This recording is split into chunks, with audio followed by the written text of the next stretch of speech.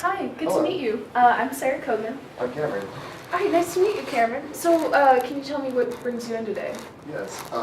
Me and my wife, we have one kid right now that's 3 years old, but we're actually getting ready for another one that we just found out. Congratulations. Thank you. We can't wait for it. We're trying to get ready for the future of it Sure. and start getting everything together. Because right now, with one kid, we don't do very much like financial planning. We're more like we just live in the Sure. moment and we just do pretty much whatever we want. So now with the second kid, we figured we'd probably start getting it together and start trying to plan for the future of our kids. Well, good for you guys for, getting in it, and, you're starting at, I would say, like exactly the right time for your first child as well. So good for you for getting on this Thank right you. away. Thank you. Can you actually tell me about, I'd love to hear about your first child. Yes. She is 4 years old. Her name is Amber, and right now she's just getting ready to start pre-K. Wow, oh, that's so sweet. Yeah. So Amber, how would you say she's doing in school right now? Well, since she's just about to start pre-K, we've already been teaching her her colors, her numbers, and her letters and everything. She seems like she's going to be pretty smart, and we plan on sending her to a pretty good pre-K. We'd love to do like a dual language one, so she's going to start learning another language. What a great start. Yeah. Few kids are so fortunate to start off with parents that are so attentive, so I just wanted to commend you again. You're doing a great job, it sounds like. Thank you. So she's really taken to learning like the building blocks so far, like Yes. colors. That's fantastic. So far, you can tell she really enjoys learning stuff and getting to see all the different That's things so that good she to can hear. do. She definitely loves books right now. She loves the story time at night and everything. Oh, it's so important to read to your kids at night. Yes. That really helps. Yes. So do you know anything about the second child that's on the way? Not so far yet. We're trying to keep it a surprise for a little bit. We're gonna wait until like 7, 8 months. We're gonna do a big old reveal. How exciting! Yes. Are you gonna?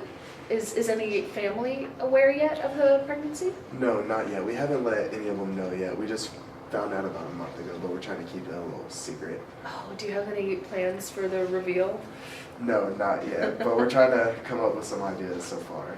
That's so exciting. So, so I assume that because it sounds like you're so on top of Amber and her development, and I assume that you also have like a doctor, and you're working with him or her. And Yes. all right, how is that going? Is everything looking all right? Yeah, everything's going good. We have all the vitamins that we need. We take care of everything. We just want to make sure everything goes great. Is your wife? Believe me, I know pregnancy can be rough. How's she faring? Since she went through it once already, she's already preparing herself for what she's going to have to start going through. Right. Yeah. Oh man. Well, it helps being a veteran. Yeah. So, and she's have you started picking out names like it for boy or girl yet, or? I think if it's going to be a boy, we're going to name it Bryce. And then if it's a girl, we're going to name it Sierra. That's lovely. Yeah. Do those have any special meaning? Well, I actually had an aunt that was named Sierra, and she was really close to me growing up, so I figured it'd be great to use that as one of my kids' names because she was so close to me and took care of me. Oh, that's a sweet story. Yeah. All right. Well, and so your wife, I don't think I caught your wife's name. Her name is Samantha. Samantha, all right. So Samantha, could she not be here today? Was she like with the doctor? Was she just not feeling well, or? She had to go into work today. She just had to go to the office for a little All bit. right. Yeah. Because before I ask any more questions, I would I would love to see you again after this initial meeting. And I would in the future it would be really helpful, I'm sure, for both of you to be here during these meetings, and just so you wouldn't have to catch her up like when you got back, and so she could have her input, because this is a huge step. Mm-hmm. Yeah. Because we usually do everything together, but there's like meeting conflict. Oh yeah, everything. it's hard to coordinate. I totally understand. Well, I'm glad you could come in regardless, obviously. Yeah. But yeah, so it would be great to see her in when you can, and if you need to skip some and she comes in, that would obviously be fine as well. So if I could get back to Samantha. So what do you both do for a living? Well, I'm currently a lawyer right now. Mm-hmm. I have a few cases I'm working on right now, but it's nothing Sure. major. And right now, she just works as a secretary for a big office downtown. All right, interesting. So, and here's where we start getting a little bit into the financial side. I loved getting to know you. Could you disclose your salary and her salary? Yes. Currently, right now, I make around $70,000 a year, Mm-hmm. and she makes around $40,000 a year. All right, that's a healthy family, like a household income. Yeah. It sounds like I don't want to like make any promises, but I think we'll really be able to help you as a family like grow and develop and be able to like get secure your financial future together. Yeah. So obviously you're doing well like year to year. Do you have any savings so far? Right now, most of the money that we save up for is just like fun stuff that we do, but like Sure. saving for a retirement, we haven't Mhm. started it, and that's another thing we wanted to talk to you about is what would be the best way that we would approach that. Of course. Because like I have a retirement plan through my work, and so does my Mhm. wife, but we would like to start saving extra just to go and make sure we're ready for that and to pay for the kids' college whenever they grow up and everything. Well, it's good that you've got this all. It's really refreshing to have a client in here who's already so on the ball, so on top of things. So, as far as retirement goes, we can definitely start working towards that in later meetings. I think we'll be able to work something out that'll suit both of you. And again, it would be good to have Samantha in here talking about that. For now.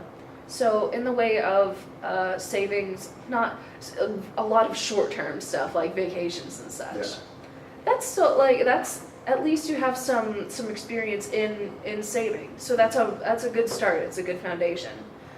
So we can talk about in the future how much you would be comfortable with putting aside each month for an emergency fund is a good start to have. Could you tell me what that is? Because I was reading about that online, and I wasn't sure what they meant by that, and I wasn't sure what it was. I mean, that's why I'm here, is to help educate. So an emergency fund is typically around 3 months worth of expenditures per month. So what you would spend in a month, you're going to have saved up in a rainy day fund. And that's the whole point of that is, God forbid you or your wife is incapable of working for a couple months. Let's say like you take a bad fall or you're just really sick. That money will be there so that in case of like illness. Like a hiccup or something happens. Yeah, just a bump in the road. Yeah. You won't have to like go into debt. That'll be there to cover your regular expenses. Then hopefully things get back on track from there. Yeah, usually an emergency fund will cover as long as you need it to go. So I don't foresee an event lasting longer than 3 to 6 months typically. Okay. That makes sense because I figured sooner or later we should start doing that just in case something does happen, since we do have two kids coming home. It's definitely important because that's already a stressful time. Yeah. Don't want to compound the stress. Yeah. I'm glad you're thinking these things too. That's really good to hear. Yeah. So as far as an emergency fund goes, we can talk about that later. You said that you already had an employer Yes. employer fund going. Yes.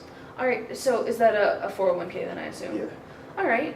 And is that employer matching? Yes, then? it is. All right. What can you tell me about that? I'm taking 4% of my checks and put it in there, and they match that. All right. Is that so? You're maxing out then, or do they offer more? They offer more, but Mhm. I figured that much would be good enough for now. But if I need to increase it, I can increase it. What do they match up to? They can match up to 8%, but I can go up to 10% on my check. Wow, that's really good. Yeah.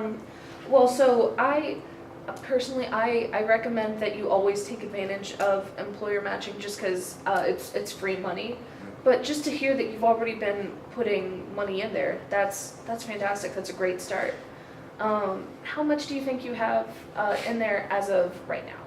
Well, I've been working there about 5 years, so Mhm. I would say I probably have around 8,000 or so. All right, that's pretty good. So you've been working for 5 years then? Yes. All right. So if you don't mind me asking, how old are you and Samantha? Right now I'm currently 35 and Samantha is 38. All right. And how long has she been working? She's been working there for about 7 years. All right. And how long have you two been married for? Like, do you have any conjoined accounts or? We have one checking account together, and then we have our own separate checking accounts. All right. Yeah. And is the checking account the same as the vacation fund? Yes, that's the one that we use to save up our money for like whenever we want to go out and do stuff with ourselves and everything. And the separate checking accounts are like individual like spending money? Yes. So how much do you have in each of those accounts? In my account right now, I have about 5,000 right now saved up because we haven't been doing very much lately since we got around about this, and she has around 3,000 right now. Okay, that's substantial for like just a checking account. Yeah. Well, it sounds like you might be well on your way then to an emergency fund. But obviously we can, if you don't want to touch those accounts, we can work through some options that you're more comfortable with, and again, we'll have her in for later meetings, so we'll be able to work out a viable solution there. So far, you're looking at prestigious preschools, so I assume you're also looking at potential colleges for both Amber and the child coming on the way. Sierra? Yes. So have you thought about, I assume because you're still working on retirement savings, you haven't got a lot in the way of education yet, or? We've been looking, and like for their college, they can go wherever they want. Like if we can afford it, we'd be more than happy to send them there. Sure. But right now, we can't decide on what pre-K school we want to go to because we can't decide on if we want to stay here or move somewhere else whenever she's born. That's a big step. Yes. That's a big step. So on top of then the baby coming, you're also looking at potential, potential move sites. So you're also thinking about selling your home, or? Yes, we are. All right. So where are you living right now? Right now, we live in Houston, Texas.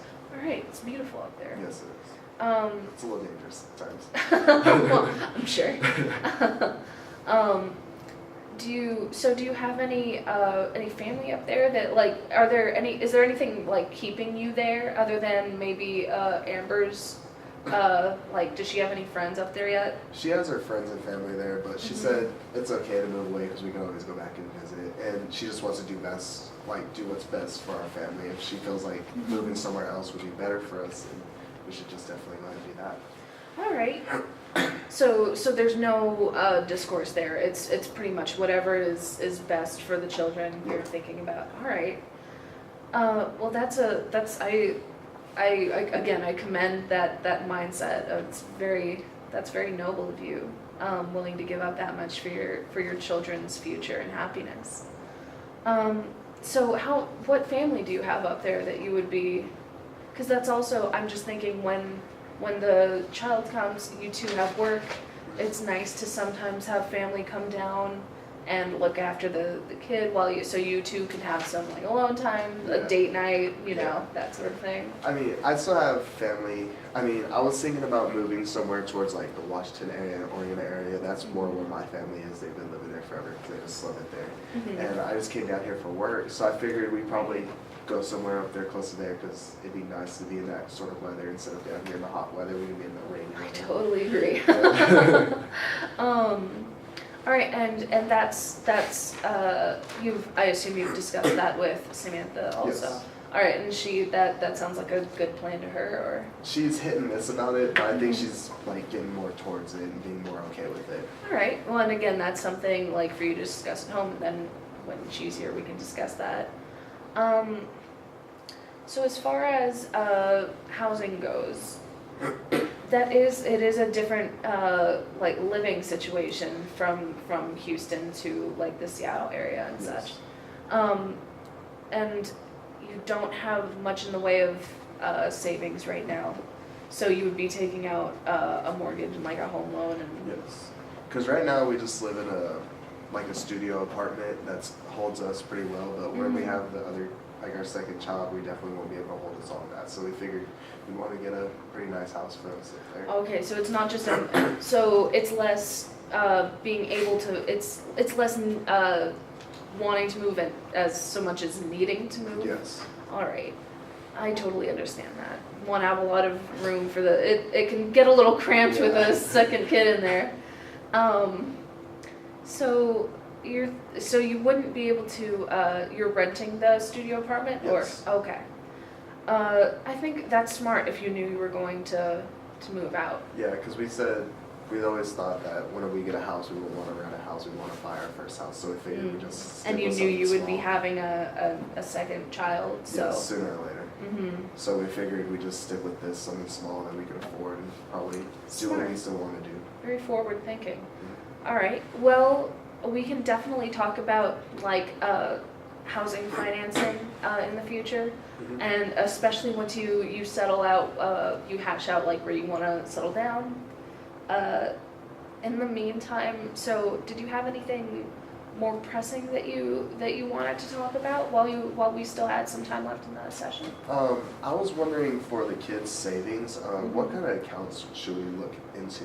I've heard about 529 accounts, but I don't know very much about them, and I was wanting to learn a little bit about those. So 529 accounts are they're a pretty standard way of saving for education, and they do take a while to build up. They require payments. And the thing with those plans is that you cannot touch that money until the child is ready to go to college. And it can only be used for college expenses. Would it be best to look into that for a savings account for our children this early, or should we look into other things? I mean, again, because it's so early, you have a lot of options. I would definitely, there's a lot of advantages to using the 529 versus other ways of funding. But again, we can discuss maybe once you have some ideas of like a base college range to start off, because you would be putting in more or less money depending on the target amount you wanted to have at the end of when Amber reaches 18, and then also when your next child reaches 18. Okay, so it's like you're preparing to pay for that tuition, so we want to pick a school before we say we want a 529 plan. So yeah, or just a base, if you you can look at the average tuition per semester of a range of colleges, and then you'll see how that is over 8 semesters. Or if you think that your child might be looking at a master's, you will look at 10 semesters or 12. And then we can hash that out. And once we have a good base estimate number, we would look at how much you would need to be putting in monthly to reach that goal. And that, obviously a larger amount would need larger monthly input. But again, you guys do have in your favor going for you that you're starting very early for both children. Yeah. So I think we will be able to, depending on your range, I think we will be able to work something out there. Okay. Whenever it comes to buying our first home and it comes to mortgages, what should we be looking into the most whenever we're looking into mortgages? For mortgages, well, there are a lot of factors, especially depending on if you want to pay evenly over the course of the life of the mortgage. If you would like to do larger payments so that you can get it done faster. It really depends on how soon you want to be done with that mortgage, how soon you want to fully own the house. Okay. And I know I'm repeating myself, but these are decisions best made as a couple. Yes. So we'll talk more about your personal preferences, in future sessions, and what would work best for you in tandem.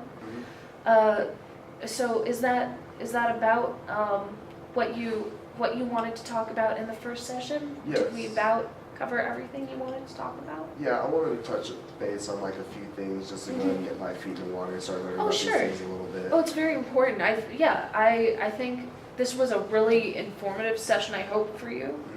I'm really glad you came out here to talk to me. Yes.